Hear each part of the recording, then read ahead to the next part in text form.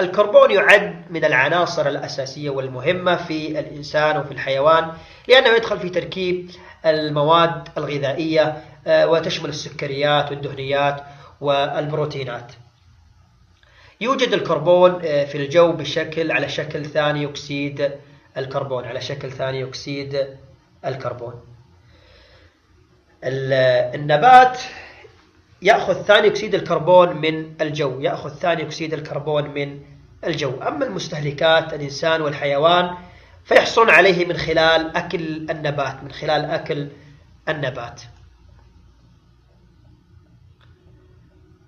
عندنا عملية حصول ثاني أكسيد الكربون كالتالي: إما أن يحدث نتيجة احتراق طبيعي أو احتراق من فعل الإنسان، ينتج عندنا ثاني أكسيد الكربون. ثاني أكسيد الكربون يقوم بامتصاصه وأخذه النبات، تأخذ النباتات ثاني أكسيد الكربون من الهواء الذي يستفيد منه في عملية تمثيل البناء الضوئي. يعني حتى تكتمل عملية البناء الضوئي لهذا النبات لابد أن يأخذ ثاني أكسيد الكربون الذي نتج من الاحتراق الطبيعي أو احتراق من فعل الإنسان، فيبدأ بعملية التمثيل البناء الضوئي. ينتقل الكربون من النبات إلى آكلات الأعشاب، ومنها ينتقل إلى آكلات اللحوم. يعني هذه الحيوانات إذا أكلت النبات الذي يكون به ثاني أكسيد الكربون ينتقل لهذه الحيوانات، ثم ينتقل بعدها إلى الإنسان. وأيضا يعني يحصل أو ينتج ثاني أكسيد الكربون من عملية التنفس. الإنسان والحيوان في إخراجه للنفس يخرج ثاني أكسيد الكربون، ويأخذ الأكسجين ويخرج ثاني أكسيد الكربون، ويصبح عندنا الجو أيضا فيه ثاني أكسيد الكربون يستفيد منه النبات.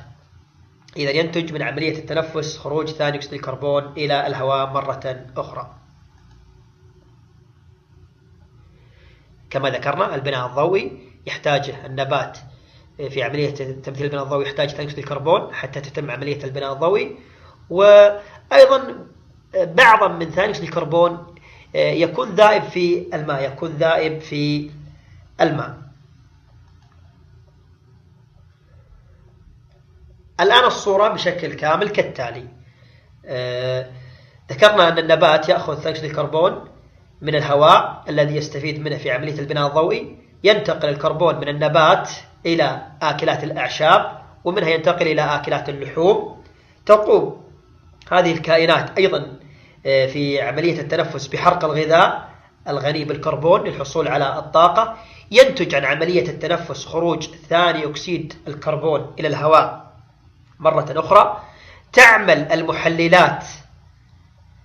المحللات على إطلاق المزيد من ثاني أكسيد الكربون أثناء تحليل وتفكيك الكائنات الميتة كما في بقايا طحالب والعوالق.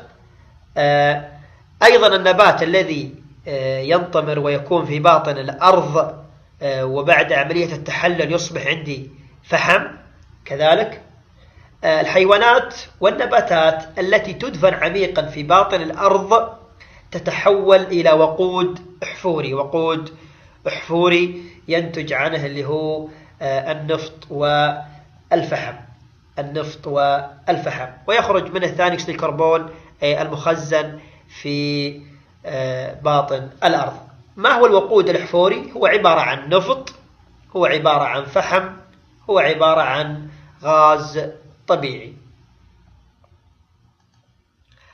الآن دورة الكربون في هذا الفيديو، وأترككم دقيقتين ونرجع لكم. Hi there. Oh, you're playing with blocks. Nice. It was my favorite pastime when I was a kid. Would you like to learn about carbon and the carbon cycle today with the help of blocks? First, tell me, do you know what carbon is? What?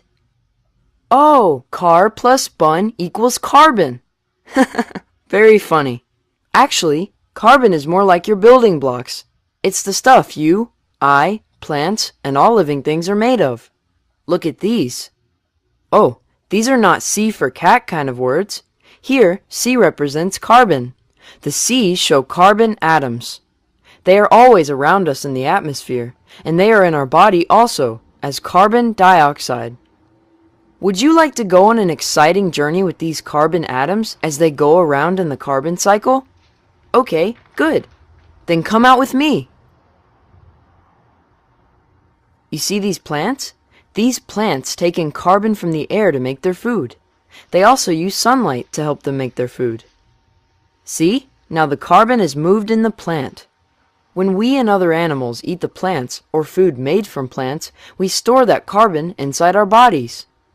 Our bodies and all animals use the carbon to grow. Then bigger animals eat smaller ones, and carbon keeps on moving from one body to another. All living things breathe. When we breathe out, some of this carbon is released back into the air as carbon dioxide. So, how does carbon move from the atmosphere to living things and back? You are right! Plants breathe in carbon dioxide to make food. Then, this food is eaten by animals.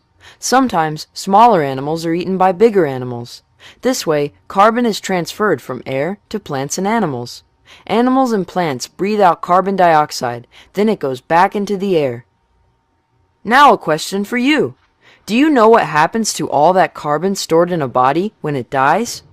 When a plant or animal dies, most of the stored carbon goes back into the soil. Some of it goes back into the air, but most of it gets trapped in the soil. And over millions of years, the trapped carbon changes shape. It can end up as a diamond, probably coal, or fossil fuels such as petrol and diesel. You know, the same cycle happens in water too. In fact, the ocean floor has such huge amounts of carbon stored in it that it is called a carbon sink. So, can you tell me some ways carbon is stored in the earth? Very good! Carbon is stored in living things, in oceans, and as fossil fuels, like coal and petroleum, deep underground. Oh, careful there! Is it getting hotter? It's because we humans are disturbing the carbon cycle.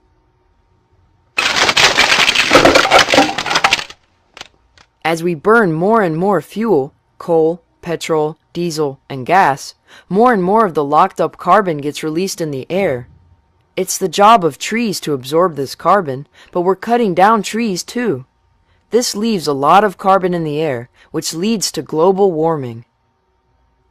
And the delicate balance of the carbon cycle is broken by us. Now that you know about the carbon cycle, maybe you can help Mother Earth keep her balance.